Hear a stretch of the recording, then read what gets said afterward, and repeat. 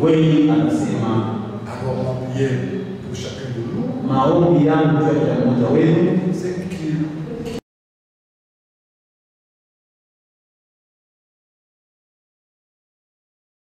les disciples. Juu tusikie kama vile wanafunzi walisikiaka. Ces écritures ne sont pas écrites pour les autres. Hii maandiko abakuyandikia juu ya bengine. Si elles sont là, c'est parce qu'il y a des concernés que nous sommes. Amen. Iko pale maandiko ni juu shie mambo natuangalia. Nous voulons écouter comme écoutent les disciples. Tusikie kama vile wanafunzi Ce n'est walisikiaka. pas de l'histoire, c'est comme ça. Haina hadisi, njo vile biko. Là où Dieu rassemble son peuple, Fasi yenye Mungu eko nakusanisha taifa yake, toutes les expériences du salut maonjo yote ya wokovu sont possibles. inawezekana. Amen. Tout dépend aussi de la manière que vous avez quitté chez vous. Na ile inangalia munamna wewe tulitoka kwa nyumba yetu na kuya hapa. Vous êtes venu chercher quoi? Tulikuwa hapa juu kutafuta nini? Pourquoi ne pas aller comme les autres sont restés dans des maisons, faire leur vie? Jua nini amunje bakiasa bengine banabakia jua kutafuta maisha yabo kule. Lui, il a mis la soif dans votre cœur Ye aliweka kiu ndani ya mioyo yetu pour écouter, juu ya kusikia. et il faut que nous écoutions. Njo inastahili na shie tusikie. Pour qu'une fois sorti d'ici, Mara moja tu shi tukitoka hapa quelque chose de divin unapasha kupitikana kitu kimoja cha Mungu s'efface en chacun de nous. ipate kweli kufanyika ndani ya kila mmoja wetu. Venir tel que nous sommes là, rentrer encore comme ça. Haina kusema vile vile tulikuya ndio tupate kutoka paka mwile namna, hapana. Nous avions lu la fois passée, Tulisoma masiku ilipita, jamais quelqu'un a parlé comme lui. hakuna mtu mwenye eko na jitetea eko nasema saa Il yeye. est le même. Yeye ni ule jana, Aujourd'hui encore il parle. leo tena atasema. L'Écriture dit gardez-vous. Biblia inasema ke Ne mujichunge, pas entendre celui, d'écouter celui qui parle. musikatale kwa kusikia ule kunasema. Il parle. Eko nasema, Il est fidèle. eko maminifu, Nous lui faisons confiance. tunamutilia tumaini, Nous voulons vraiment expérimenter sa parole. tunapenda tuonje neno lake. Amen. Parce que c'est avec nous qu'il va achever. Juu ni pamoja na shie ndio atamaliza Il va kazi. le faire avec qui d'autre? Atafaa tena bengine banani. Amen. C'est à nous. Haleluya. Ni ndani yetu shi. Nous, il a donné beaucoup.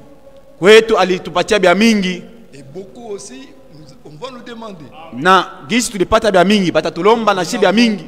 Nous n'avons pas droit à l'erreur. Shie hatuna na ile sheria ya kufanya kitu kibaya. Nous venons, nous écoutons, Tunakuja, tunasikia, nous mettons ça en pratique. tunaitia mu matendo. Le reste, nous le regardons. Yenye nabakia tunamwangalia yeye. La parole qui est sortie de lui Neno yeye itoka ndani yake ne peut pas rentrer sans effet. haiwezi kurudia bila kutenda kazi. À moins que vous ne l'ayez pas écouté. Kama mwe amunje amkusikia hayo, Il ne peut pas nous rassembler, parler et cette parole reste comme ça. hawezi tu kutuzungumuzia na maneno kisha inabakia paka mwile namu. Là, interrogeons-nous bien. Pale tujiulize mzuri. Parce que quand il dit, Kama yeye anasema les choses arrivent. na kitu kinafika. Si vous le croyez, dites Amen. Kama munayamini museme amina. Quand lui parle, Kama yeye il kunasema suffit qu'une parole sorte de sa bouche. ikuwe tu neno mwa itoke mkinywa kyake, Elle doit agir. inapasha kutenda kazi. Lève-nous, nous allons lire la parole. Tusimame, tunataka kusoma neno. Nous allons rentrer dans ce qu'on a lu, ce qu'on a écouté dimanche. Tunatafuta kusoma paka ile tulisoma. Prenons Matthieu 15. Tubebe Mathayo 15. Lisons seulement là où c'était lu. On commence par le verset 3. Tutaanzia kumstari wa 3.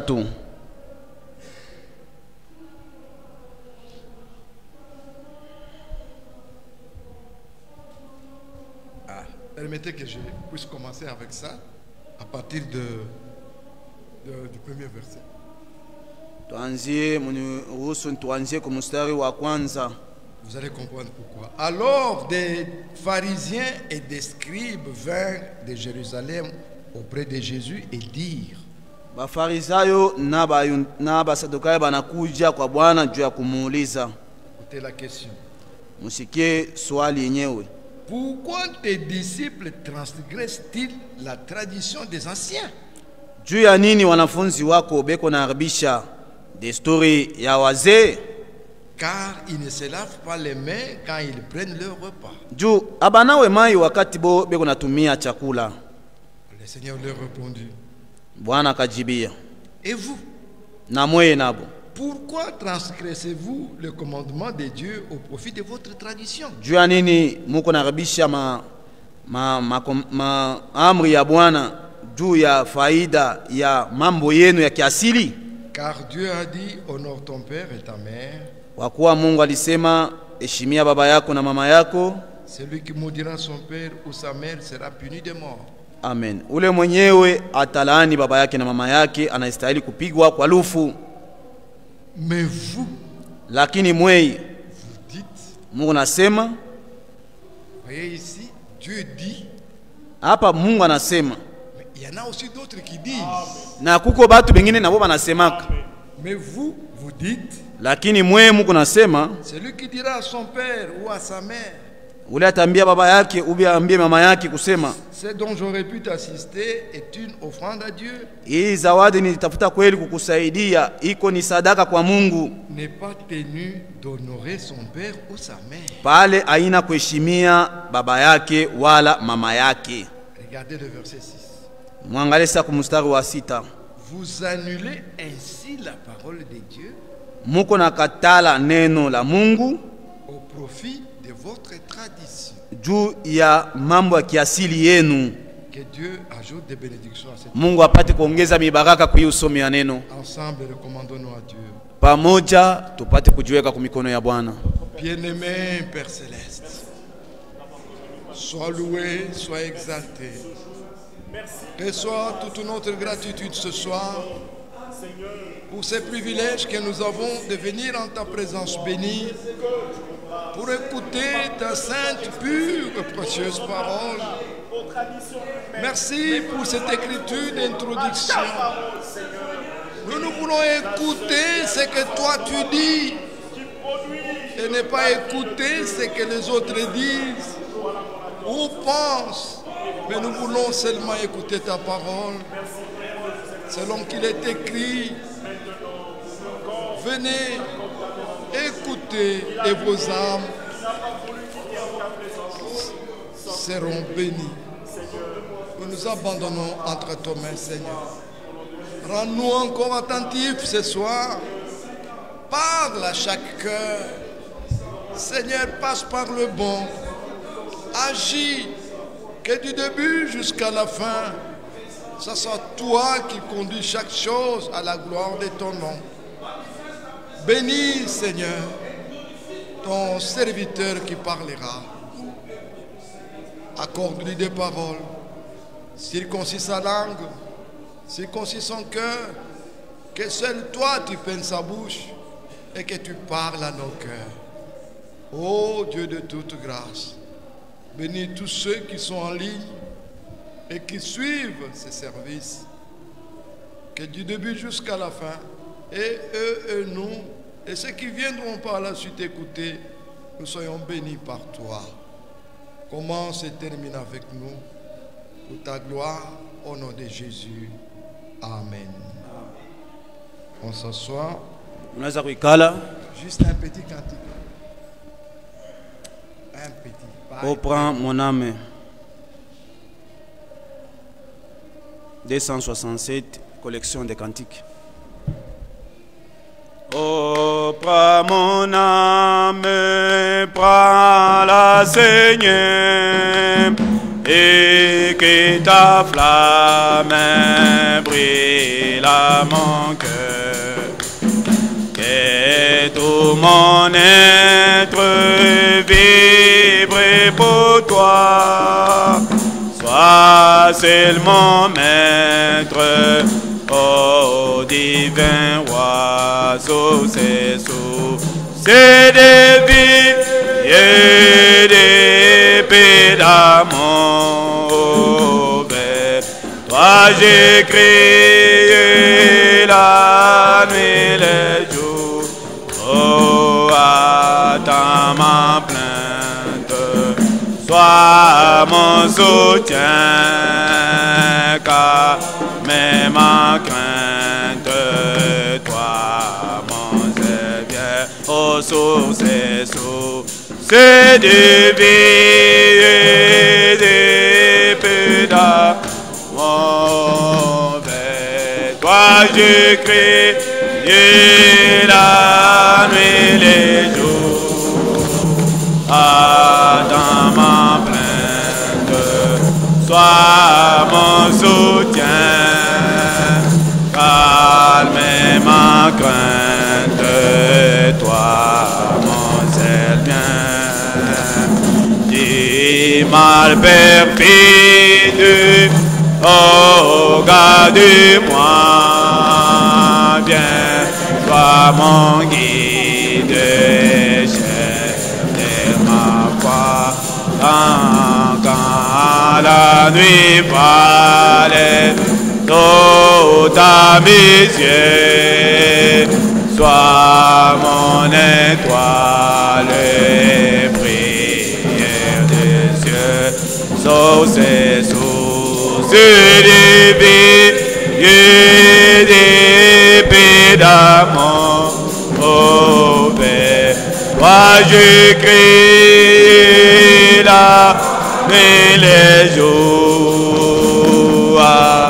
Dans ma plainte, sois mon soutien, car même ma crainte, toi mon c'est bien.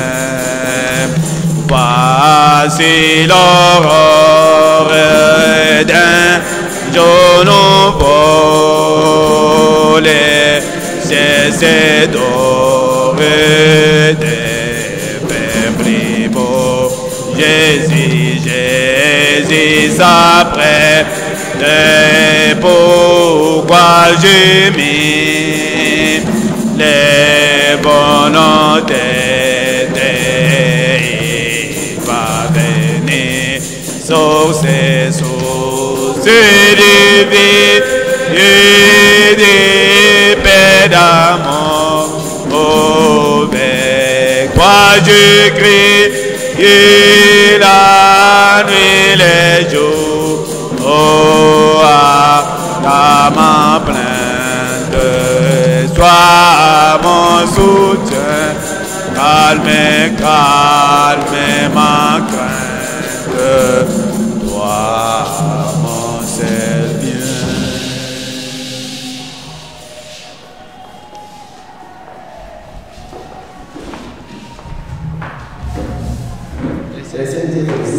Bwana Mungu awabariki.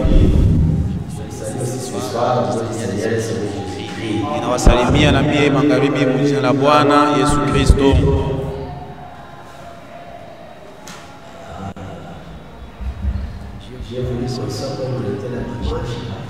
Nilipenda tukue sababu tulikuwa siku ya yenga juu ya kubeba mafundisho ya kueneana kweli ni kitu kizuri, ni kitu kia lazima. Unaweza kujua neno iko mzuri, kile kitu kinahusiwa na kwa kuona mzuri. Ngambo ingine haina ya lazima na haiwezi kujenga na kujiweka mwingine kitu, unaua tena bengine bantu.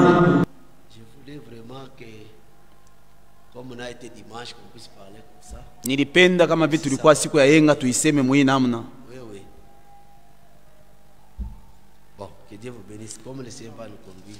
Mungu awabariki, tutajiacha Mungu apate kuongoza vitu vyote. Tubebe paka ile kitabu kia maingilio.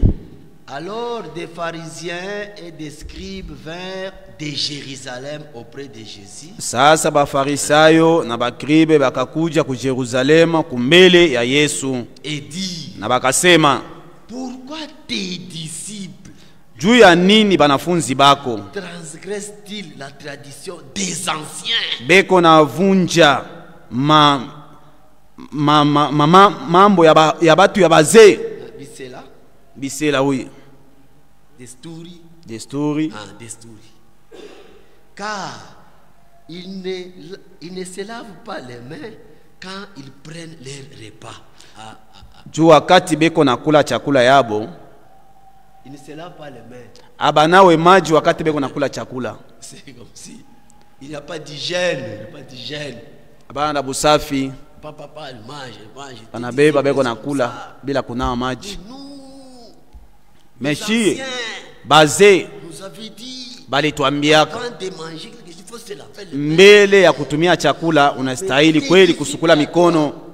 Me banafunzi bako wei, Frère, c'est une grâce ni neema ndogo d'être avec Jésus-Christ. kuwa pamoja na Yesu Kristo, C'est une grâce ni neema d'avoir la révélation. ya kuwa na Ça, c'est la ufunuo. Ni Mungu eko nafaa ile Là neema. où eux se sont attachés Mwangalie kwenye bo baliambatana na bintu aux choses qui n'apportent même pas le salut. bitu benyewe abebaletea hata okovu, Aïe.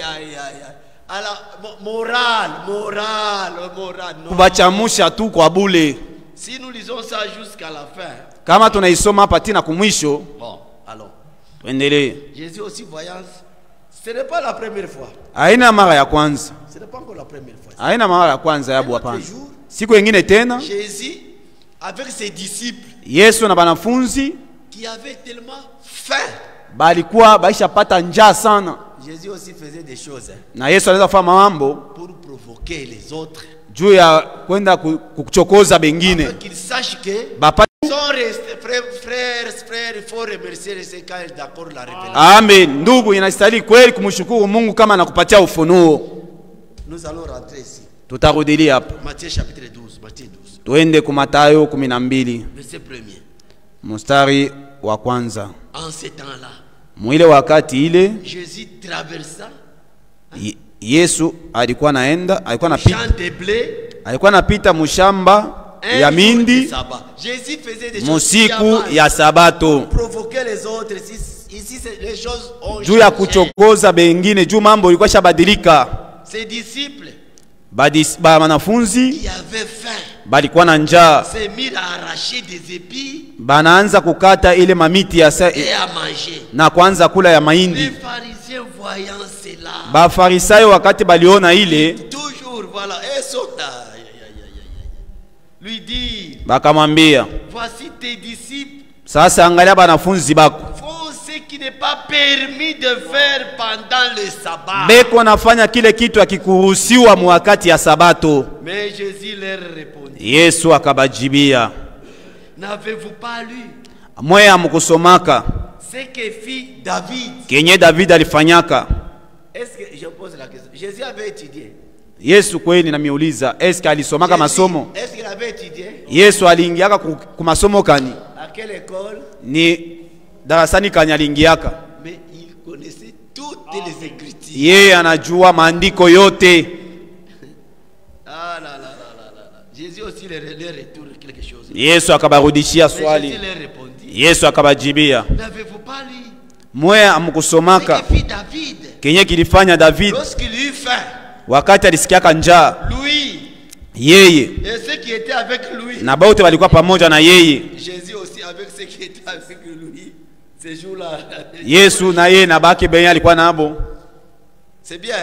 Jésus, il savait ce qu'il faisait. alikuwa na yua bila alikuwa anafanya. Comment il entra dans la maison de Dieu Namna gisi aliingiaka mu nyumba ya Mungu et mangea le pain de proposition na akakula mukate ile yenye ilikuwa ya matayarisho qui ne lui était pas permis Yenye- de manger. yenye haikumuruhusiwa yeye akule. Voilà. Maintenant, Jésus leur retourne la question. Yesu akabajibia, akabapatia swali. Et ce n'est-ce pas, vous lisez bien dans votre... c'est là, c'était seulement l'Ancien Testament qui était là. Il n'y avait pas de Nouveau Testament. Bon, la Bible est là de l'Ancien Testament. N'est-ce pas? Vous lisez très bien là. Mwesi munasomaka muzuri muile Biblia yenu. David yeye avec les siens, pamoja na bake benye alikuwa ils nabo, avaient faim. wakati alisikia njaa Il est allé manger. alienda kula. C'est bien. C'est bien, c'est très bien. Jésus connaissait tout ça. C'est ça. Verset combien? Verset 4. Maintenant, 4. Comment il entra dans la maison de Dieu? Vile aliingia Les pleins de propositions. position, Ndi vile aliingia ndani ya nyumba ya Mungu na akakula ile mukate yenye haikumuruhusiwa. il ne lui était pas permis de Yenye manger haikumuruhusiwa yeye akule.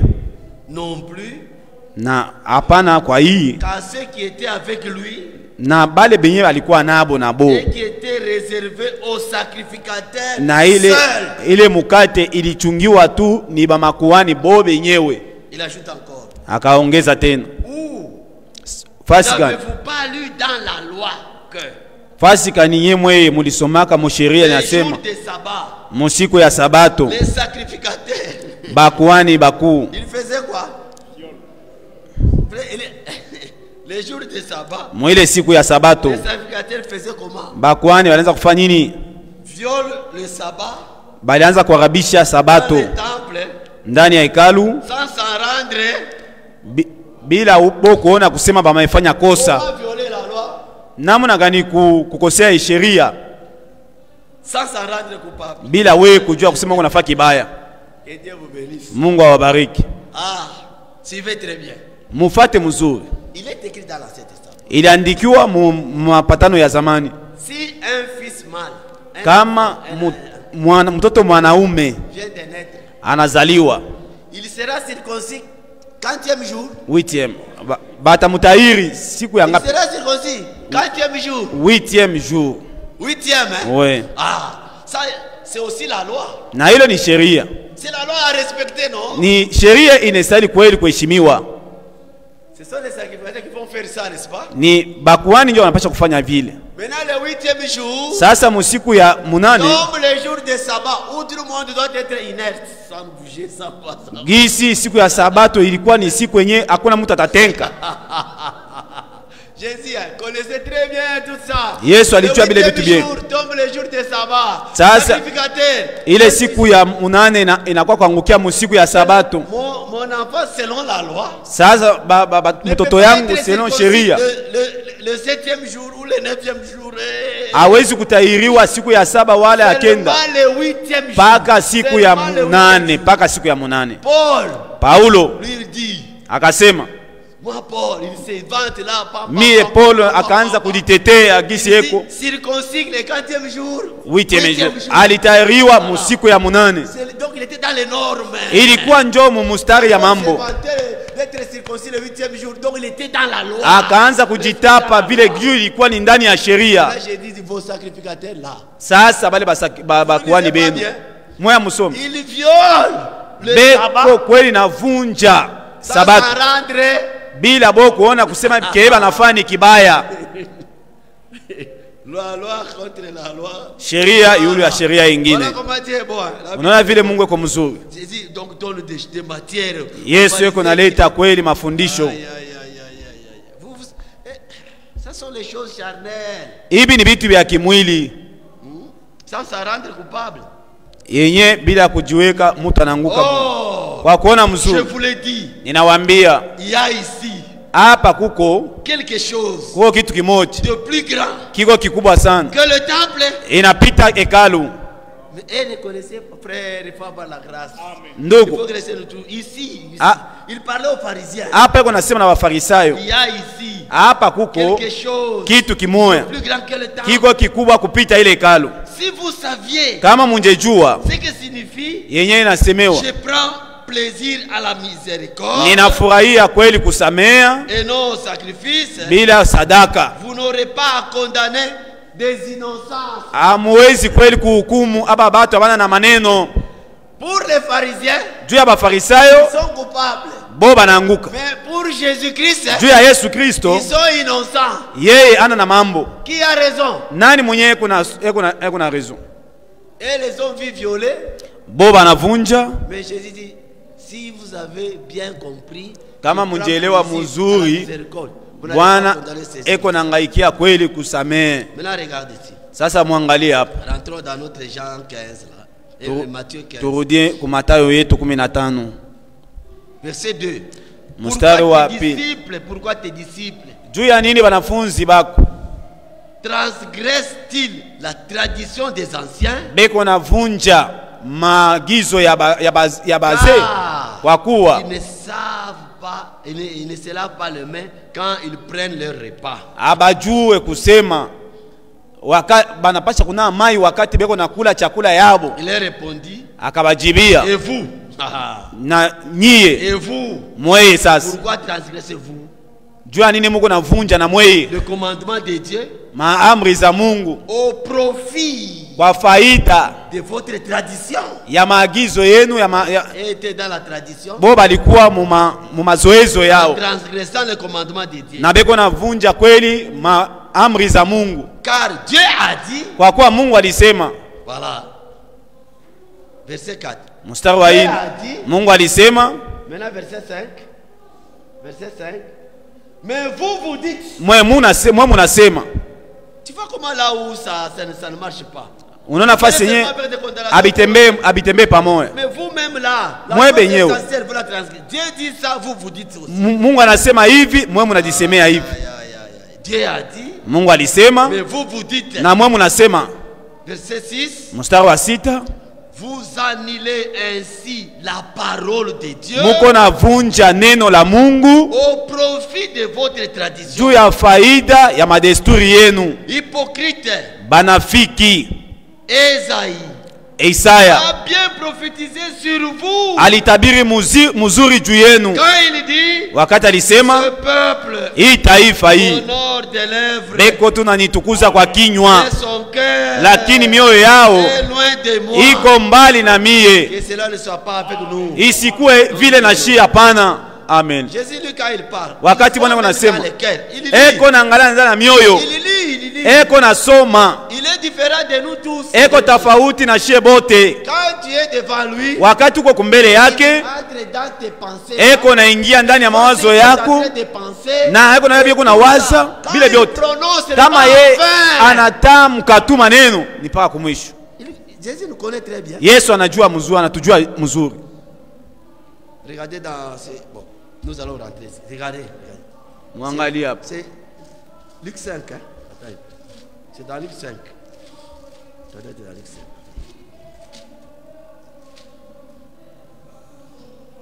5. Luc 5. Luka 5. Voilà.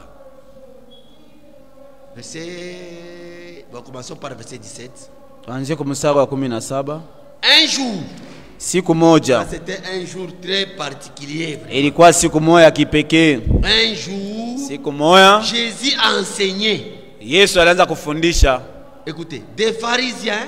Bafarisayo. Et des docteurs de la loi. Na balimu ya sheria. Étaient là assis. Balikuwa pale balisha ikala. Jésus enseignait. Yesu yuko nafundisha. Des pharisiens. Bafarisayo. Des docteurs de la loi. Na balimu wa sheria balikuwa pale beko na ikala. De toutes les villages. Benye kutoka kuma jimbo yote ya vijiji. De la Galilée. Ya ku Galilea. Galilée était comme une province, hein? Galilea ilikuwa kama vile jimbo. Comme province de Haut-Katanga. Kama vile Haut-Katanga. C'est comme Galilée. Ndio vile Galilea. Haut-Katanga a combien de villages? Ce sont beaucoup de villages. Eko na vijiji ngapi? Bia mingi. Représentez-vous ici. Sasa mwe mujiweke hapa. Ils sont venus de tous les villages de la province du Haut-Katanga. Balitoka kuma vijiji byote bya Mukatanga, sa vile mfano. C'était nombreux, hein? Ilikuwa ni wengi. De telle manière que mnamna ya kusema même la salle, hata ile chumba balikuwa ilijazwa. Il n'y avait pas moyen de quelqu'un entrer par la porte, arriver là où Jésus était. Hakuna gisi ya kusema mtu aingie kumulango na afikie kule kwenye kuko Yesu. C'était compliqué. Bilikuwa bya nguvu. C'est pourquoi j'ai dit un jour spécial. Ndio ilikuwa tunasema ilikuwa siku tofauti. Ba scribe benye kuja kuma vijiji vyote na majimbo de Galilée, ya Galilea, de la Judée, ya Judea et de Jérusalem, na Yerusalemu. Omen, Loalaba. Ba beba Loalaba. N'est-ce pas ça? De Haut-Katanga, de Loalaba. Et de tous, mettez-vous, et de Kinshasa, tous ici. Banaita bale batu bote balikuya. Cette salle, ile chumba c'était difficile. Ilikuwa ya nguvu. Unakuya nyuma ya wakati juu ya kufika kwake kulikuwa Yesu, habitawezekana. Très compliqué. Ya nguvu. Haina vile. Mais Jésus enseigne. Yesu alianza kufundisha. Jésus enseignait. Yesu anafundisha. Enseigner. Yeye Maintenant anafundisha. il y a une situation. Sasa kuna kwa mambo mafulani nafika. Hein? Et la puissance du Seigneur s'est manifestée par des guérisons. Amen. Uwezo wa Bwana ikaonekana kupitia uponyaji. Là où Jésus était, Fasi Yesu alikuwa, Mungu alikuwa pale. Na vyote vilikuwa vya Mungu vilikuwa na musindikiza Yesu. Les pharisiens n'avaient pas eux. Benye bafarisayo wa abakuwa nabyo, me Yesu alikuwa nabyo. Boba alikuwa tu na teori, me Yesu alikuwa na uwezo, alikuwa na vyote. Et voici les gens. Sasa muangalie bantu. Voici des gens. Muangalie bantu. Portant sur un lit un homme qui était paralytique. Benye kubeba kukitanda, mtu mmoja alikuwa mwenye kupooza. Chercher à le faire entrer.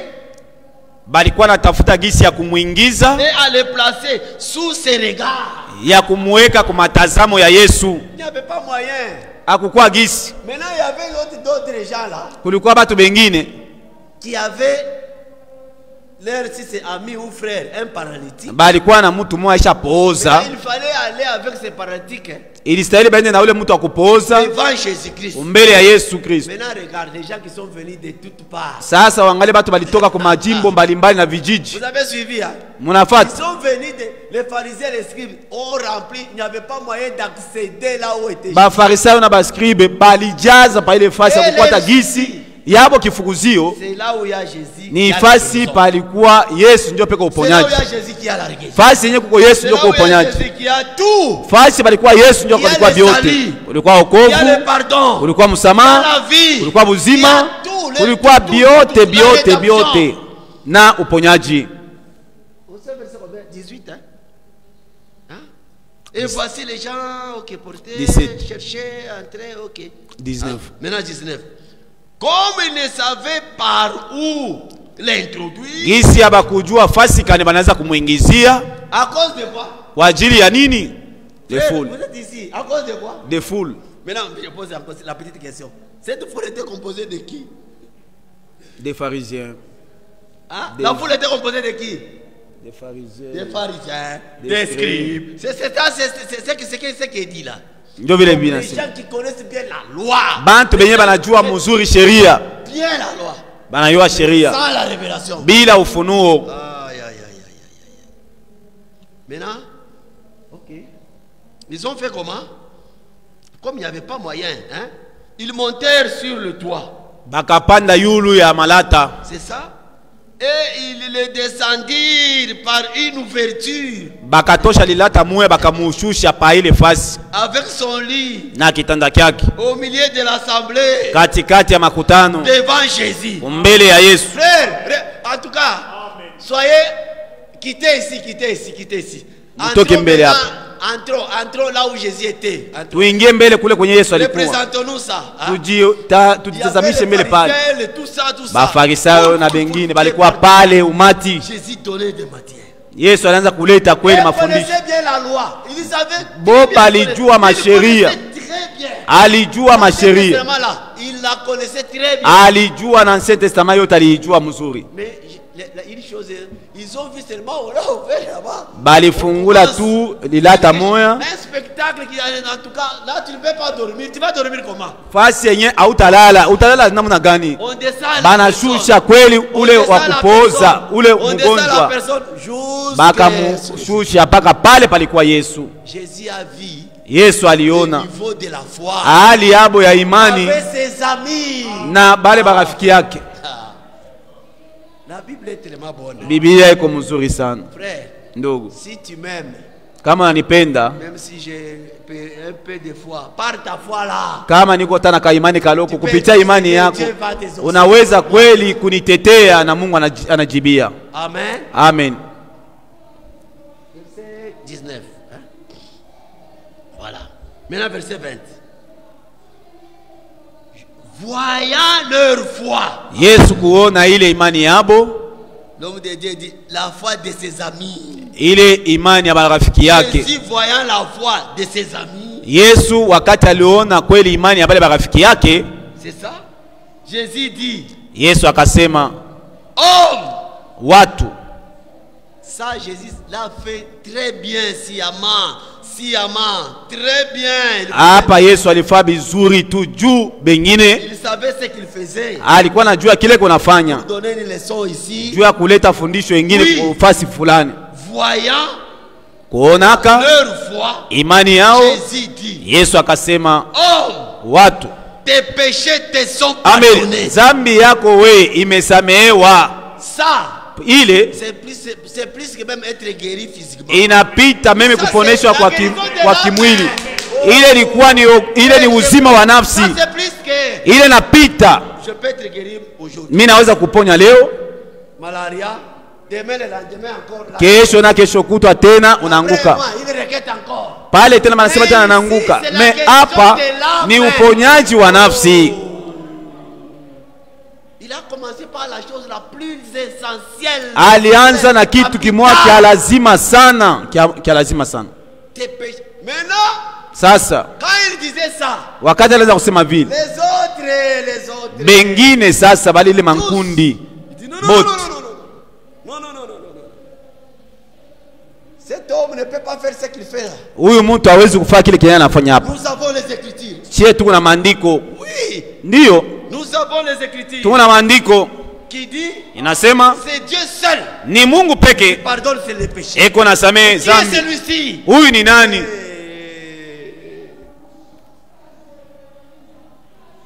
Ce qu'il disait c'est vrai.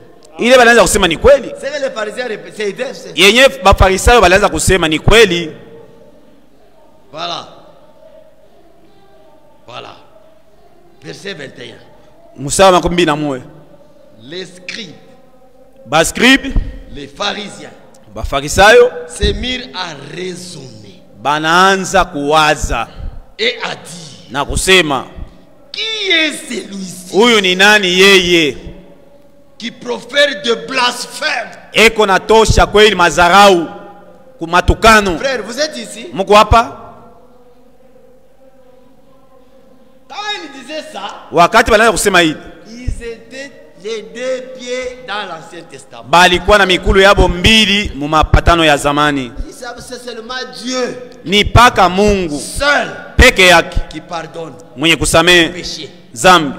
Maintenant, eux ont été scandalisés. Bo balikwazika. Qui est celui-ci? Huyu yeye ni nani? Qui profère des blasphèmes. Eko na tosha matukano, mazarau.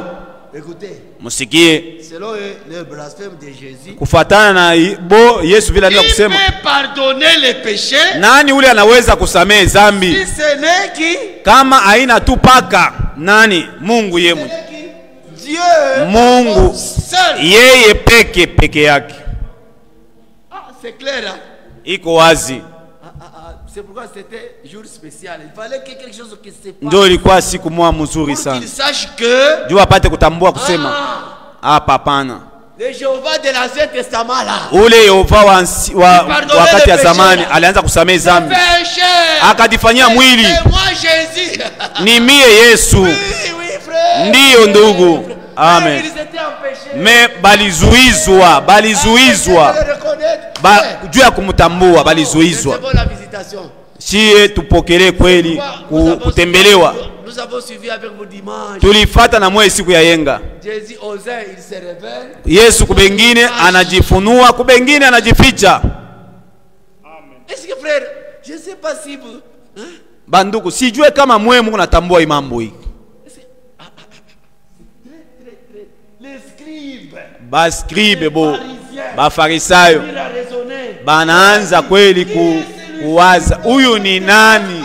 Eko na tosha kweli maneno ya kutukana.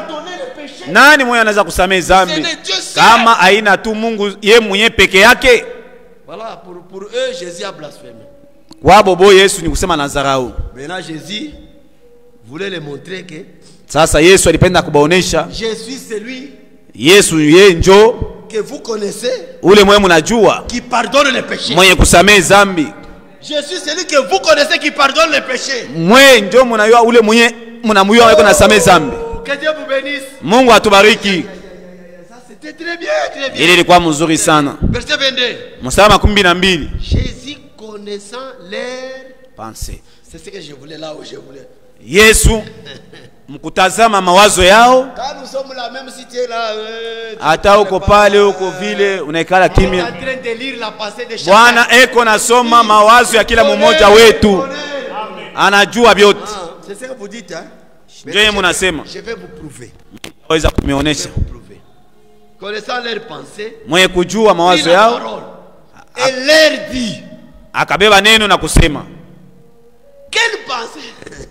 Ni mawazo gani? Jésus est entré dans leurs pensées. Yesu akaingia ni mawazo gani? Ni mawazo gani yenye mko nayo ndani ya mioyo yenu?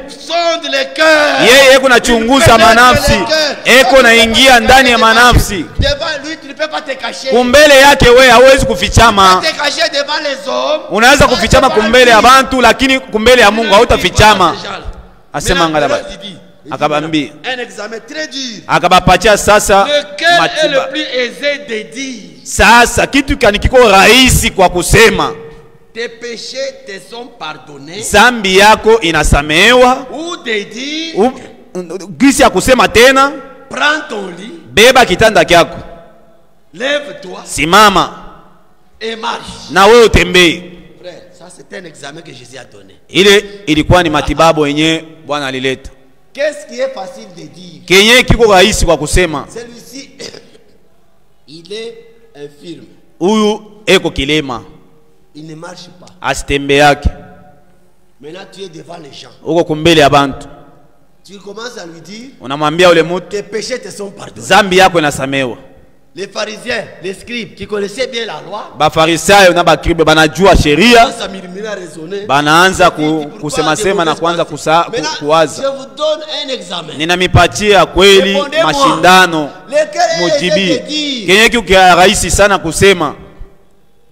Tes péchés te sont pardonnés. Zambi yako inasamehewa. Ubie kusema simama na utembee. Répondez. Mujibi. Qu'est-ce qui est facile là? Zambi yako isamehewa. Si tu dis ça, tu n'auras pas de problème. Juu kisema ile utakuwa na mambo. Tes péchés.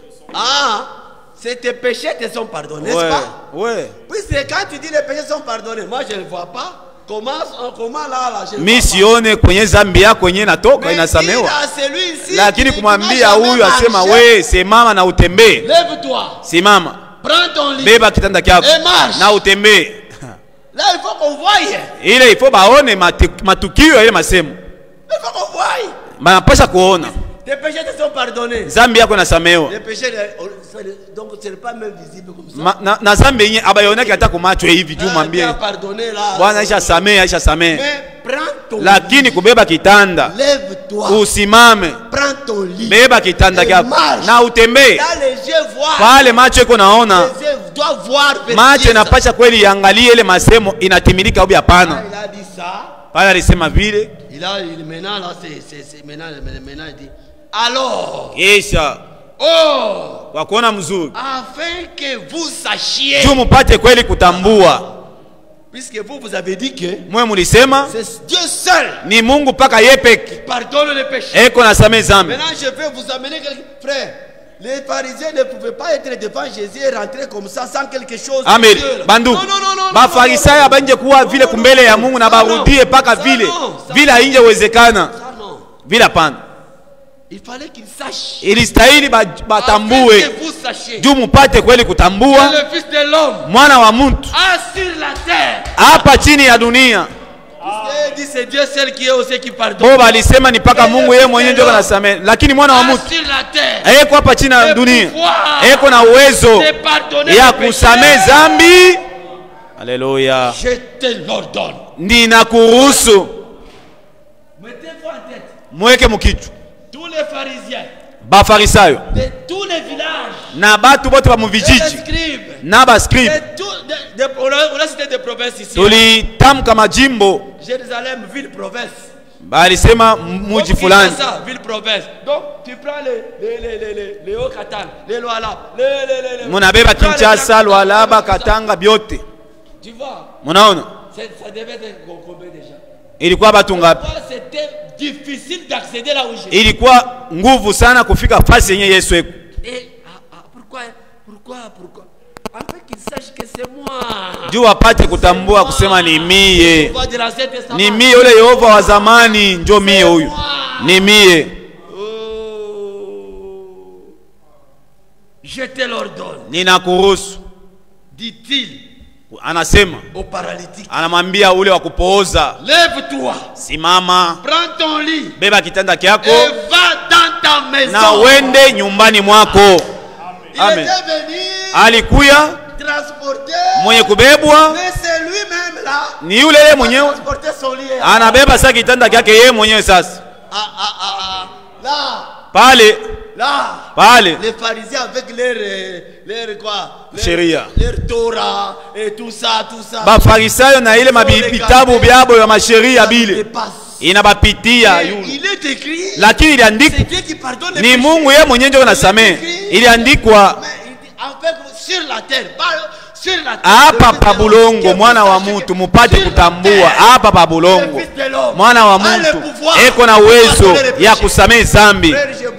Ndugu nawaambia, kumujua tu Bwana Yesu Kristo ni neema. Ni neema. Bafarisayo balikuwa na mambo ya nguvu. Jani Mungu nakula kula bila kunawa mai ni nini vile bila vyote. Aba kuyua wakati aba kumutambua balikuwa paka vile. Bo balikuwa paka vile. Mwangalie ule kipofu. Wakati Yesu alimfungula macho. Mnayo hadithi. Kukakuwa tena maneno. Ule kipofu. Ule kipofu anaweza kuona maandiko. Lakini hapa ule kipofu. Mungu apewe sifa. Yesu anaanza kuwarudisha Bafarisayo mu maandiko. Mukiangalia Bafarisayo walikuwa pale benye kutambua mzuri. Isaya 35 ilisemewa hivi, ambia bale benye mioyo yao inavurugwa, mupate na mkuwa na nguvu. Mungu wenu eko na kuja, na wakati atakuja babipofu bataona, babiwete batatembea. Ile yenye inaendelea kufanya hata kumbele hao watu wote. Amen. Ni matimiliko yenyewe iliandikiwa ndani ya Biblia, yenye Yesu alistahili kweli kutimiza. Ilikuwa ni maalama yenyewe yenye tutajua. Hii maandiko leo hii inatimilika. Ule mtu tulianza kusema ndio Yesu Kristo huyu.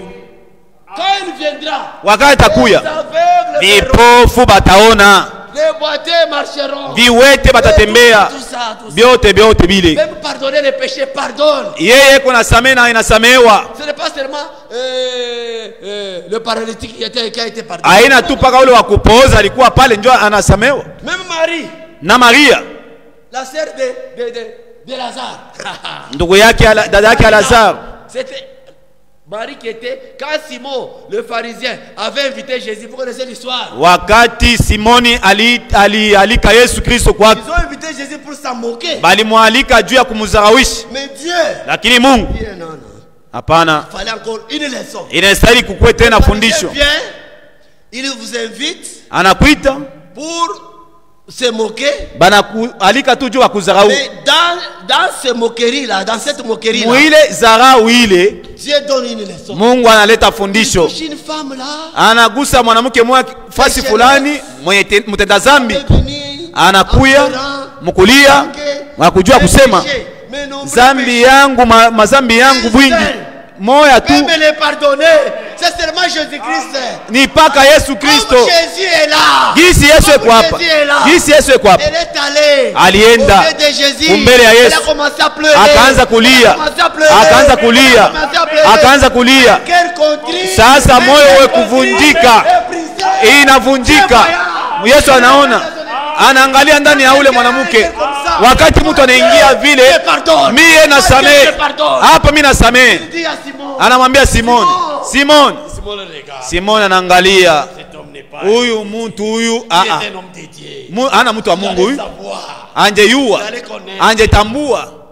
Qui est cette femme? Huyu mwanamke kwa namna gani? Sa vie nous la connaissons. Maisha yake tunaijua. Mais on ne connaît pas. Mais huyu mtu asijue maisha ya huyu mwanamke. Simon, tu ne sais rien. Simon ndio asijue kitu. Mie nilikuya juu ya betenda zambi. Oh ndu. Nous qui sommes pécheurs. Ni sie ndio betenda zambi. Tuko na lazima. C'est le malade qui a besoin de. Ni mgonjwa ndio na lazima na lazima na munganga. Nous qui sommes malades. Ni sie tuko bagonjwa. On cherche le médecin. Ndio tunaenda kutafuta munganga. Tu ne comprends rien. Vile utatambua kitu. Et Simon. Na Simon. Et les autres pharisiens. Na bengine balikuwa pembeni. Balikuwa pale. Mais lui, yeye selon la coutume des Juifs, kufuatana na sheria ya Bayuda, si tu invites quelqu'un, kama unalika mtu, si la personne invitée kama ule mtu mwenye anakuja est bien reçu, anapokelewa mzuri, il sortira un bassin, utatosha bassin, utamunawisha mikulu, unamuingiza Jésus avec les pieds sales. Yesu na mikulu yake ya buchafu. Voilà comment il a fait. Jésus avec les pieds sales chez Simon. Pourquoi tu m'as invité? Pour se moquer. Yesu alikuwa na mikulu kuna mvumbi, anaingia kwa Simon, "Njoni uliniita." Ilistahili ule mwanamke kahaba akuje, akuya mupokee Yesu ndani ya nyumbani ya Simoni kufuatana na sheria zao. Na yeye akamupanguza kweli miguu, akamupanguza kweli na nyeye zake. Frère Franck dit quand si vous prenez la prédication de le repos. Frère Franck konasema mahubiri ya upumziko. Faisant mention de cette femme ici. Konasema juu ya mwanamke. Cette femme n'a pas dit quoi que ce soit. Ule mwanamke asikutamka hata neno moja fulani. Seigneur, j'ai besoin de ça. Oh Bwana, ningo lazima na hivi. Hapa. Yeye alianza pa kulia. Alikuwa paka analia. Mungu yeye. Mukuona. Gisi kinyo ule mwanamke alikuwa nake. Asikujibia hata neno moja. Alikuwa paka analia kulia. J'ai dit, Yesu asema. OK, comme là-bas dans l'assemblée là. Gisi mule makutano ile ya Bafarisayo. Les pharisiens étaient en nombre. Kwenye balikuwa pale Ils avaient donné l'examen. Yesu alibeba alileta kweli mashindano. Il est toujours comme ça. Na akaleta tena mashindano. Ndio vile anakuwa. Wewe, si Simon. Simoko. Je vais te dire. Natafuta kuambia neno moja. Répondez-moi. Unijibie. Quelqu'un, Mtu moja il y avait deux gens. alikuwa watu wawili. Les débiteurs. Balikuwa na ndeni yake. L'autre Moja avait une dette de combien? $100,000. $100,000. $100,000. Maintenant l'autre combien? $100. $100 c'est encore beaucoup. $50. C'est encore beaucoup. $10. Ah bon, $10. L'autre de $10, l'autre de $100,000. Huyu ana $5, huyu ana $100,000. L'autre $5, l'autre $100,000. Huyu $5, $100,000. Maintenant, Sasa bote n'avait pas pu comment repayer la personne. abakuwa na namna ya kulipa ile ndeni. Maintenant, Sasa le créancier mwenye ndeni yake a dit, anasema, je vous pardonne vous tous. ninawasamehe nyinyi wote wawili, Peut-être là, ne le payez pas. ninawasamehe musilipe tena. Simon, Simoni pose la question. anamuuliza, Lequel des deux mubale bawili aura plus la joie? atakuwa na furaha kubwa sana kupita mwenzake? Jésus comme ça. Yesu alipenda vile pale abajibie. Il dit, Asema, je pense que c'est lui qui a $100,000. anasema mimi nawaza ni ule mweko na $100,000. OK. Yesu asema ndiyo. Unajibia mzuri. Huyu mwanamke, De nombreux péchés. ile mazambi yako ya bwingi kunayo inasamehewa. Qui est pour celui qui pardonne les péchés? Nani mwenye anaweza kusamehe zambi? Que vous sachiez. Mupate kweli kutambua mwana wa Mungu Sur la terre. hapa chini ya dunia eko na uwezo ya kusamehe. La femme est allée Na ule mwanamke anaenda libre. uhuru, anaenda uhuru, Libre. uhuru. Oh, que Dieu vous bénisse. Mungu awabariki. Maintenant l'aveugle, Sasa ule kipofu on l'a me donné les yeux. bali mfungula macho, On a posé à Jésus. banamuuliza Yesu, Ça, hii ce sont les péchés de ses parents. ni mazambi ya bazazi yake ube ni zambi yake yeye mwenyewe? Ça a toujours été comme ça. Inakuwa para vile Les Bantous. batu Les bo Bantous, rien n'arrive. kubantu bo maneno yako yake tu hivi. Quand un problème arrive, Kama mambo nafika tu dois regarder bien. tu, ifo tuangalie mzuri. C'est dans ta famille. Inakuwa ni uwe ni mjamaa yake. Ce sont les embrouilles. fiers. Ndio bantu maletaka mafujo. Les rongeurs de la foi dans la chrétienté. Benye kutenkesha maimani za bantu. Ils dérangent la foi. Beko na rabisha imani za batu. Il est dans des problèmes, des épreuves, des difficultés. Wakati mtu eko na magumu, eko na mambo, tu dois voir bien. Unapaswa kuangalia mzuri. Toi Job. We ndugu Job. Toi Job. We Job. Tu dois bien voir. Unapaswa kuangalia mzuri. Tes enfants. Batoto yako. Sont allés pécher là. Balenda kutenda ndo zambi kule. C'est ça non? C'est ça. C'est ça, c'est Job combien? 8 non? Ni Job munane. Tes enfants sont allés pécher là. Ni batoto yako ndio balenda kutenda zambi kule. Waangalie tu mzuri. Vérifie bien. Pourquoi les choses c'est Jani maneno inaweza kukuya tu ya mingi hivi. Ulifaa zambi wewe. C'est pas toi. Tubu wewe. Ah ndugu. Ce n'est pas comme ça. Haina vile. Jésus a bien répondu. Yesu alijibia mzuri. Tusome Jean 9. mbele. Yohana sura ya 9. Disons ça, disons Jean 9. Jean 9. Jésus vit en passant un homme aveugle dès naissance. Yesu mukupita akaona mtu mwenye kipofu kuanzia kuzalika kwake. Ses disciples lui disent cette question, lui firent cette question. Wanafunzi wakamuuliza, wakamuswali. Disciples, wanafunzi, ses élèves. Ube banafunzi baki. Les disciples ou les élèves. Banafunzi baki. Ils étaient à son école. Balikuwa mudarasa yake. Oui, lui firent cette question. Wakamuuliza hivi. Hein? Rabbi, mwalimu, qui a péché? Nani mwenye alitenda zambi? Cet homme ule ou ses mtu parents? Au ni bazazi yake? Pour qu'il soit né aveugle. Juu apate kuzalika kipofu? Ouais, quelque part, moi je peux aussi leur donner raison. Ile wakati na mimi naweza kuwapatia nabo. Quelque part. Fasi fulani. Quelque part. Fasi fulani. Je peux aussi leur donner raison. Naweza kuwapatia kweli nabo raison. Vous savez quand Akab s'est humilié.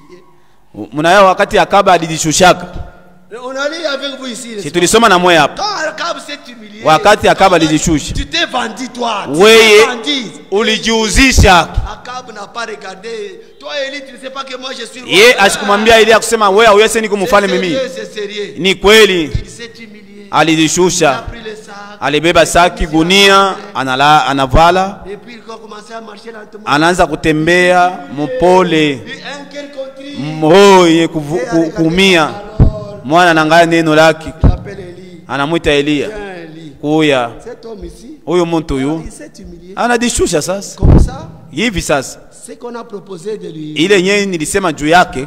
On va faire sur. Tutaifanya kwa watoto yake. Sur ses enfants. Juu ya jamaa yake. C'est sur ce que j'ai dit que. Ni kuile ndio mimi nasema banaweza kuwa na raison kidogo. Peut-être. Hawezekana bakwe na raison kidogo. C'est ça. Haina vile. Ah, c'est le juif c'était toujours dans l'Ancien Testament. Boba juste balikuwa paka maneno ya zamani. Lamentation chapitre 5 verset 7. Lamentation. Maombolezo. Lamentation, maombolezo. Lamentation, vous allez encore comprendre. Lamentation 5 7. Je crois 5 7. Ah, lamentation c'est écoutez. Maombolezo 5 mstari wa 7. Écoutez. Lamentation dit ceci. Maombolezo nasema hivi. Nos pères, baba yetu, on fait comment? Balifanya zambi, balitenda zambi. Peut-être c'est ça, ils se sont référés à ça. Mais ils ne savent pas que les dispensations avaient déjà changé. Abakuyo sema mamambo isha badilika. Nos pères, baba yetu, ont péché. Balitenda zambi. Ils ne sont plus. Abana hako tena. C'est nous qui portons la peine de l'erreur. Nishi nyo tunabeba sasa ile magumu yote ya mazambi yao. C'est pourquoi ils ont dit ça. Ndenye balisemea ile. Vous avez compris.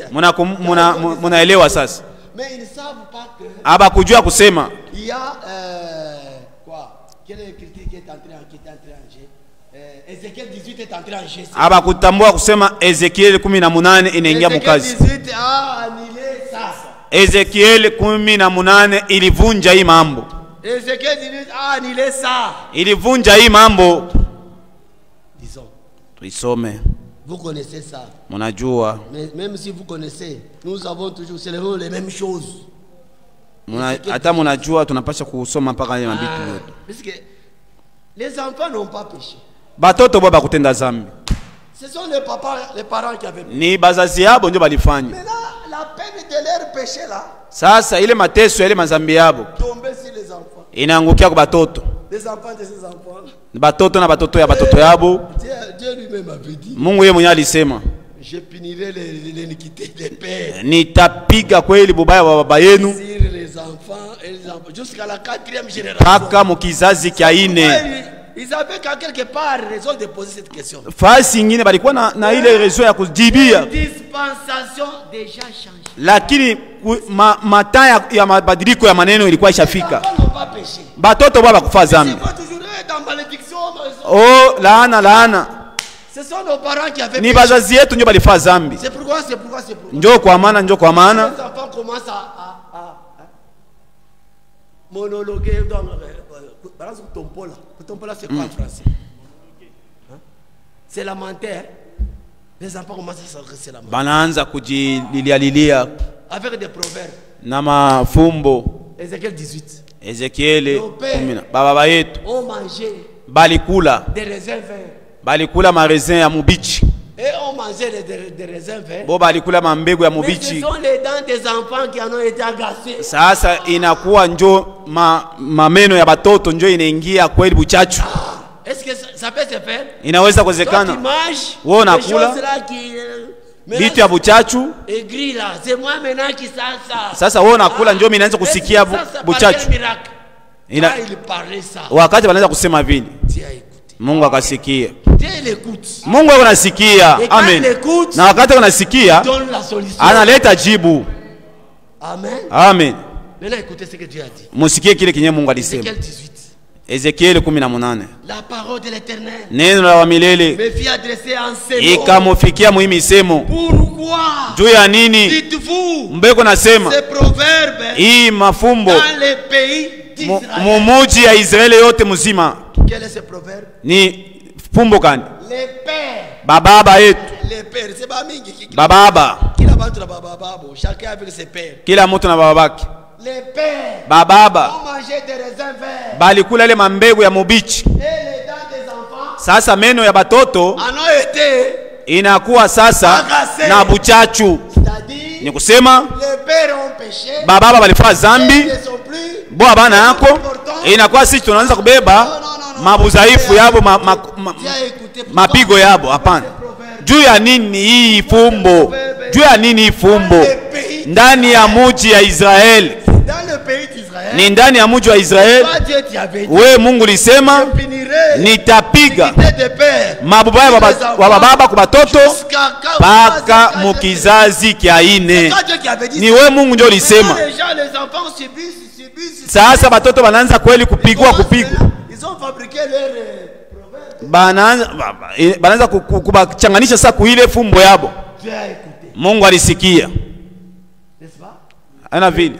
Maintenant il dit verset 3. Anasema kwa mstari wa 3. Je suis vivant. Niko na buzima. Dit le Seigneur. Anasema Bwana l'Éternel. Wa milele. Vous n'aurez plus lieu de dire ces proverbes en Israël. Hamutatamwaka tena kusikia kusema hii fumbo ndani ya Israeli. Même si quand tu es tenté d'homologuer. Hata kama wewe unajisemea wewe moya. Mungu yuko nasikia. Yuko nasikia. Niko mzima.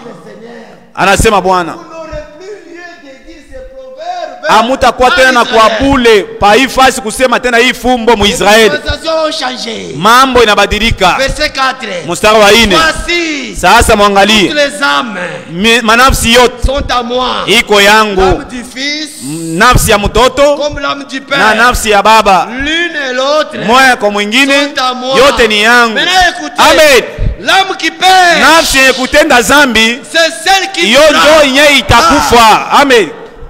Amen. Amen. L'âme qui pêche, nafsi yenye kutenda zambi ndio yenye itakufa. Kila mtu na mambo yake sasa. Pas bonheur à pécher. Haina bonheur alifanya zambi. C'est Igeti qui a pati. Ni Igeti anaanza kupata mateso. Oh, ni batoto ila inako tena. Mambo ya bonheur na bonheur.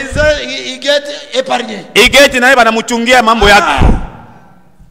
Chacun pour soi. Kila mtu na mambo yake.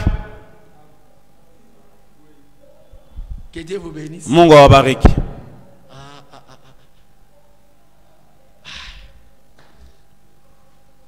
Terminons avec notre Jean 9. Tumalizie na Yohana wetu 9. Jean 9, hein? Terminons avec Jean 9. Terminons avec Jean 9. Écoutez. Jean 9. Écoutez. Jean 9 et Jean 5. Écoutez, la Bible dit ceci. Ok. Paul a dit, verset 2, ses disciples lui disent cette question, Rabbi, qui a péché? Cet homme ou wanafunzi bakauliza, Rabbi, ni nani alifanya ile zambi? Ni baba yabo? Bazazi yake? Pour qu'il soit né aveugle. Juu apate kuzaliwa kipofu? Jésus répondit, Yesu akajibia, ce n'est pas aina que lui, aina yeye ses parents, wala bazazi yake péché. balifanya zambi, Mais walakini c'est enfin que ni juu mwisho wake œuvres de Dieu matendo ya Mungu sont manifestées en lui. ipate kweli kuonekana ndani yake. Il était né aveugle. Yeye alizaliwa kipofu juu siku moja fulani Mungu apate kuonesha utukufu yake, matendo yake ya Mungu ndani ya ule mtu. Bitu byote amen biko natendeka kwa ule mtu mwenye anampenda Mungu. Amen, byote byatufikia biko na mama wake. Kama huyakuwa na jibu, Yesu yuko na jibu. Posez-lui la question, tu auras la réponse. Wewe uliza utapata jibu. Bon, allons vite. Sautons. Verset 9. Mstari wa 9. Verset 8. Mstari wa 8. Ses voisins. Bajirani. Et ceux qui auparavant l'avaient vu. Na bale bote kumwanzo walimonaka comme un mendiant. Kama vile mwenye kulombalomba. Disait. Eko nasema. N'est-ce pas là?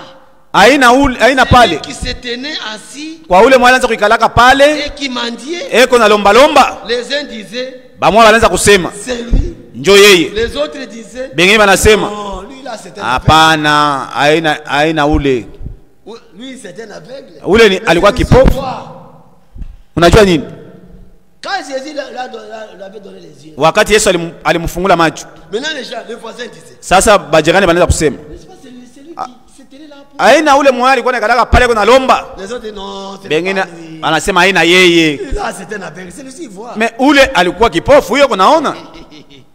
Lui il entendait. Yeye alikuwa nasikia. Mais walakini non, ce n'est pas lui. Mbona anasema aina yeye? C'était un aveugle. Yule alikuwa kipofu. Mais cet homme le ressemble. Sasa huyu anamfanana. Mais en tout cas les gens se ressemblent. Ase batu wanafananaka. C'était lui. Ndio yeye. Les œuvres de Dieu sont manifestées. Matendo ya Mungu iko naonekana ndani yake sasa. Mais il lui ressemble. Sasa anamfanana kweli. Et lui-même disait. Yeye mwenyewe akasema, ni mie huyu. Là il a ouvert maintenant Pandore des problèmes. Sasa pale anafungula mambo. C'est moi. Ni mie huyu. C'est moi. Ni mie. Il lui dit donc. Bakamwambia sasa. Comment tes yeux? Namna gani macho yako?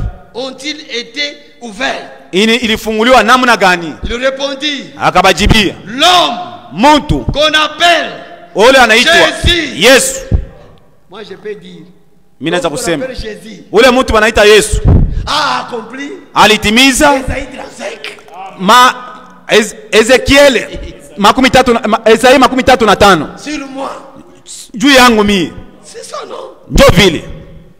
A fait de la boue et a oué mes yeux. Alibeba bulongo akafanya hayo potopoto akanyambia wende kusiloe. Je suis allé. Nilienda. Je me suis lavé. Nikanawa. Et j'ai recouvré. Na nikafungula la vie. Macho. Il lui dit. Akamwambia. Où est cet homme? Ule mtu yuko wapi? Quelqu'un fait comme ça, ça crée. Inalamusha mambo. Je peux avoir aussi mon type quelque part qui est là. Où est cet homme? Ule mtu yuko wapi? Naweza kuwa na mtu nangu na mimi kipofu nimulete na mimi. Ça toujours été comme ça. Hein? Où est cet homme? C'est ça? Oui. Il répondit, je ne sais. Ah c'est Misiju? Il le menait. Jésus, il a fait ce qu'il a fait là. Yeye alifanya ile alifanya. Kisha akatoka leo. Il est allé. Anachomoka nini? Maintenant les gens l'ont mené. Sasa watu wakamubeba. Au soi-disant. Kwa kuona kusema. Serviteur de Dieu. Wao watumishi ba Mungu. Aïe aïe aïe aïe aïe aïe. qui attendait le Messie. Balianza kuchunga Mesia. Le Messie est venu. Mesia anakuya.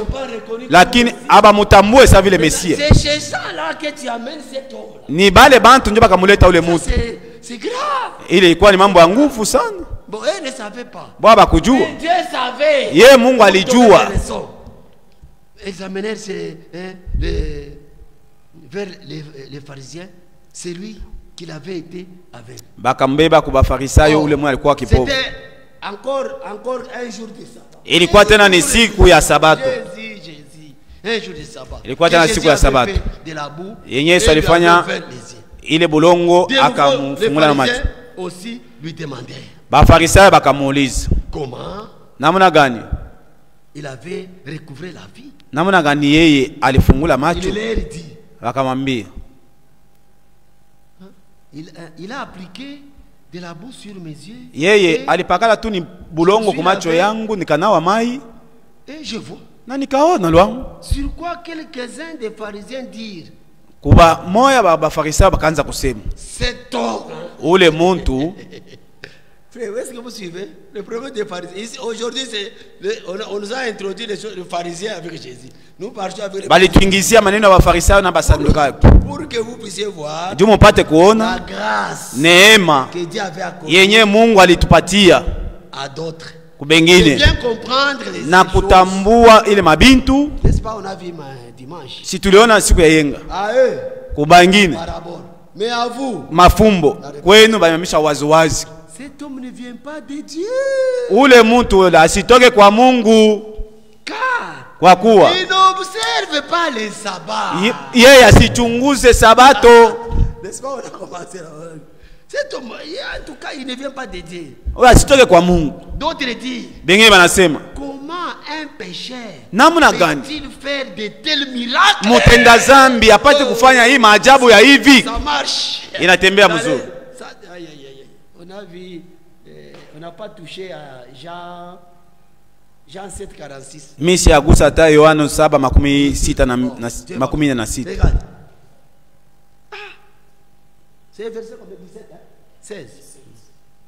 Maintenant c'est 1. On n'a pas dit. Il dit comment un tel pécheur peut faire de tels miracles? Namna gani mtenda zambi wa hii namna afanye zambi ya hivi, afanye maajabu ya hivi? Il y a division parmi eux. Kuna kwa sasa kugawanya katikati yao. Il dit encore à eux. Bakasema tena. Toi. Wewe. Que dis-tu de lui? Wewe sa kipofu. Wewe unasema je juu yake? Selon nous. Kufuatana na shie. Asitoke kwa Mungu. Sasa wewe mwenyewe alifungula macho. Que dis-tu de lui? Unasema nini? C'est ça. C'est combien? 17. Que dis-tu de lui? Sur ce qu'il t'a ouvert les yeux. Il répondit. Akajibia. C'est un prophète. Yeye ni nabii. Et ça c'est provocation. C'est un prophète. Asema ni nabii. Les Juifs n'écrivent point que lui était aveugle. Voilà comment Bayuda bo abaitike akusema alikuwa kipofu. Unasema bongo. Wewe ulisikaka kipofu, wewe unasema bongo. Il n'écrit pas qu'il était aveugle. Hawakuamini kusema yeye alikuwa kipofu. Asema alimfungula macho. Jusqu'à ce qu'il fit venir ses parents. Paka pale balifanya kusema bazazi yake bakuye. Quand quelqu'un a de la haine, wakati mtu yuko na chuki, que tu vas faire de bon. Hata yote utafanya vizuri. Yeye asitabiitikaka. Yeye asitabiitikaka bile binyo uko nafanya. D'ailleurs ses parents c'est notre fidèle, non? Ndaye kwa kuona mzuri mbele bazazi bake ni ba mkanisa yetu. Appelez. Mubaite mbele. Les parents savaient. Bazazi yake baliyua ya kusema si quelqu'un kama tu mtu anasema Yesu ni Kristo, bana kufukuza mara moja mkanisa hapo. Balijua ile. Muite bazazi yake. Bakamuuliza baba na kusema, "Et cela votre fils? Huyu ni mtoto yako? Que vous dites être né aveugle? Mwenye mnasema ke alizalika kipofu? Et comment donc va-t-il maintenant?" Namna gani anaanza kuona? Écoutez bien. Musikie mzuri. Na miuliza. Quand les autres gens kama bale batu bengine bali muuliza yule kipofu, c'est moi. Akasema ni mie. c'est moi qui j'étais avec. Ni mie nilikuwa kipofu. Comment tu as vu? Uliona namna gani? On appelle Ule mtu anaitwa Yesu alinifanyia hivi hivi. Seulement les autres là peuvent connaître. Ni bote bengine nabo banaweza kujua. Connaître celui qui lui a ouvert les yeux. Ya kujua ule mwalimu mfungula macho. Mais alors les parents, ses propres parents ne sachent kupita bazazi yake. Est-ce que vous avez bien compris? Munanielewa? Si lui-même là, il a dit, il parle comme ça aux autres là. C'est Jésus, il a pris de la bouille, comme ça, j'ai vu, je me suis lavé, j'ai vu. Maintenant ses parents ne peuvent pas connaître ça. Vile yeye alibambia kusema ni mimi nizalika kipofu walifanya bazazi yake bo bakuyua. Balipasha bakuyua. Ah. Bon, alors. Verset 19. Maintenant 20. Ses parents répondirent. Bazazi yake banajibia hivi. Nous savons que c'est notre fils. Tunajua kusema huyu ni kijana wetu. Qu'il était né aveugle. Na alizaliwa kipofu. Mais walakini comment il voit maintenant? Hapa yuko naona yeye. Qui lui a ouvert les yeux. Na ule mwenye alimfungula macho. C'est ce que nous ne savons pas. Ile ndio shie atuiue. Ile wanasema ni kweli. Ile wanasema ni kweli. Il parle tout haut, tout haut. Mwe kipofu yeye mwenye yako nasema kwa sauti ya nguvu. Kubengine. On lui pose la question, il cite les noms. Banamuuliza anataya na njina. Les pharisiens viennent, il cite les noms. Bafarisayo banakuya anataya na njina. Là c'est ses parents. Lakini bazazi yake. Notre fils. Pour ce qui est notre fils, c'est notre fils. Juu inaangalia mtoto ni wetu shi. Mais comment il a ouvert les yeux? Vile alifungula macho yake. Il a ouvert. Unayo alimfungula hayo. Si atumuyue. Interrogez-le vous-même. Mumuulize yeye mwenyewe. Il a de l'âge. Eko Aisha kwa na kimo. Il a de ce qui le concerne. Iko na kimo kia yeye kujibia. On le retourne encore chez l'aveugle. Banarudia tena kwa kipofu. La Bible dit. Biblia inasema hivi. Il a de l'âge. Il parlait de ce qui le concerne. Eko na kimo. Ses parents dirent cela.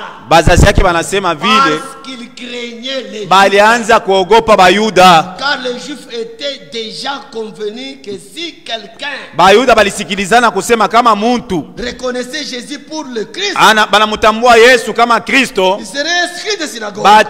Batamufukuza mumaskani. C'est pourquoi ses parents disent. Ndio kwa maana bazazi yake balisema eko na kimu mumuulize yeye mwenyewe. Et les pharisiens l'appelèrent. Na bafarisayo bakamuita tena mara nyingine. L'homme qui avait été aveugle. Ule mtu alikuwa kipofu. Désordre mkanka. Munakuwa fujo. Akasema. Donne gloire à Dieu. Asema mulete utukufu kwa Mungu.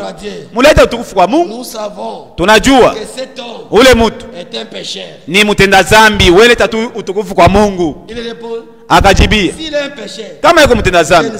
Mimi sijui. Je sais une chose. Mimi najua kitu kimoja. C'est que j'ai été aveugle. Mimi nilikuwa kipofu. J'étais aveugle. Nilikuwa kipofu. Et maintenant. Hapa sasa. Je vois. Mimi naona. Il lui dit. Bakamujibia. Quand a-t-il fait? Alikufanya nini wewe? Comment t'a-t-il ouvert les yeux? Alikufungula wewe macho namna gani?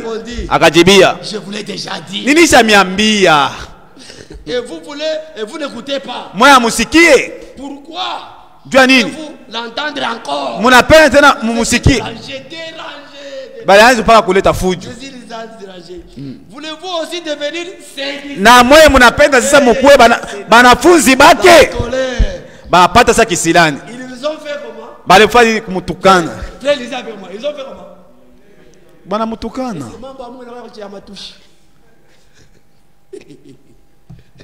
Cours d'argument. C'est quoi? Cours d'argument. Oh, pardonnez-moi, j'ai terminé seulement. Nimalize hii tu ndugu mnisamehe. Il est injurieux. Bakamutukana. Et dit. Na kusema. C'est toi. Ni wewe. Qui est son disciple. Uko wanafunzi wake. Shie. Nous sommes les disciples de Moïse. Shie tuko wanafunzi wa Musa. On n'a pas le temps. On n'a pas le temps. Et nous savons que Dieu. Tunajua sema Mungu a parlé. Alisema à Moïse. Kwa Musa. Mais celui-ci. Huyu yeye. Nous le savons. D'où il est. Atumuyue kwenye anatoka na kwenye anakuwaka. Bafarisayo. Aujourd'hui c'est les pharisiens avec Jésus. Les pharisiens avec Jésus. Leo ni Farisayo na Yesu, bafarisayo na Yesu. Munaona? Vous avez la grâce. Mungu na neema. Mungu na neema. Ils avaient l'Ancien Testament. Balikuwa na mambo ya zamani. Balikuwa na isoma kuisoma. Ils savaient très bien. Balijua kusema Dieu enverrait un Messie. Mungu atatuma Mesia. Anakuya yeye. lakini bo wanaanza kusema ule mwenyewe watatambua kusema Yesu ni Mesia, batamufukuza. Batu benye Yesu mwenyewe asiheshimie na sabato yenyewe. Musikie. Tunamaliza. Asema nous sommes disciples de Moïse. Sisi tuko wanafunzi wa Musa. Okay.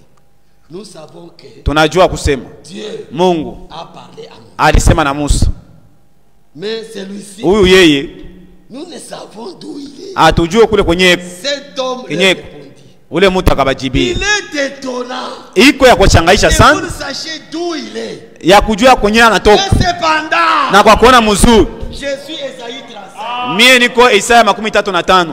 Je suis Esaïe 35. Mimi niko Isaya 35. Inatimilika juu yangu mie. Amen. Muko hapa. Waambie bale benye beko na moyo yavunjika. Bwana wakati yeye Mungu atakuya bipofu. Mie na shanga sana. Verset 31. Musaka 31. Nous savons. Voilà l'aveugle. Aveugle. Connaît bien les Écritures. Anajua maandiko. L'aveugle connaît bien les Écritures plus que les pharisiens même qui voyaient. Ule kipofu anajua maandiko kupita na bafarisayo. Il dit nous savons que Dieu. Si tunajua kusema Mungu asijibi yake batenda zambi. Jésus, comment il a été exaucé par Dieu? Namna gani Mungu alimujibia? Na kuangalia mzuri Mungu yeye asijibi yake batenda zambi. Si quelqu'un l'honore, kama ule mwenye anamheshimia, haleluya, na anafanya kutaka kwake, amen, ule ndio mwenye yeye atajibia. Mungu awabariki. Na shia napo kama tunamheshimisha, kama tunafanya kutaka kwake, haleluya, anapasha kweli kutuheshimisha na shie. Mungu awabariki. Lève-nous. Tulamuke. La révélation Ufunuo est très très importante. Iko ya lazima sana sana. Il est écrit, iliandikwa, la révélation de tes paroles, ufunuo wa neno lako est clair. iko waziwazi. Amen. De l'intelligence au sein. Na akili yayo nayo tena. Croyez-vous que nous sommes heureux? Munaamini kusema tuko batu ya heri? Amen. Alors adorons le Seigneur. Tuabudu Bwana. Bien-aimé,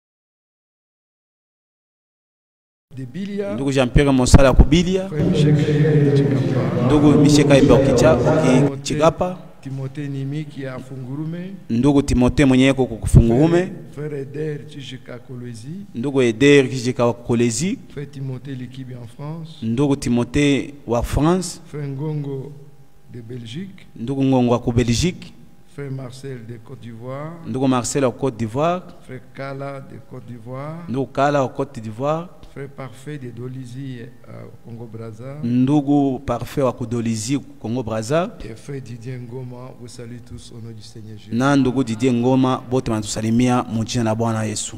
Que notre Dieu soit loué. Mungu wetu apewe sifa. Je vais vous donner juste un petit témoignage. Nitafuta kumiletea ushuhuda kidogo tu. Si vous avez été attentif au début, Kama mulikuwa makini leo quand je vous ai invité à vous lever pour la lecture, wakati nimesimamisha juu ya kusoma, je vous ai dit que nous allons lire tunapenda tusome ce qui était lu yenye dimanche. ilisomewa dimanche.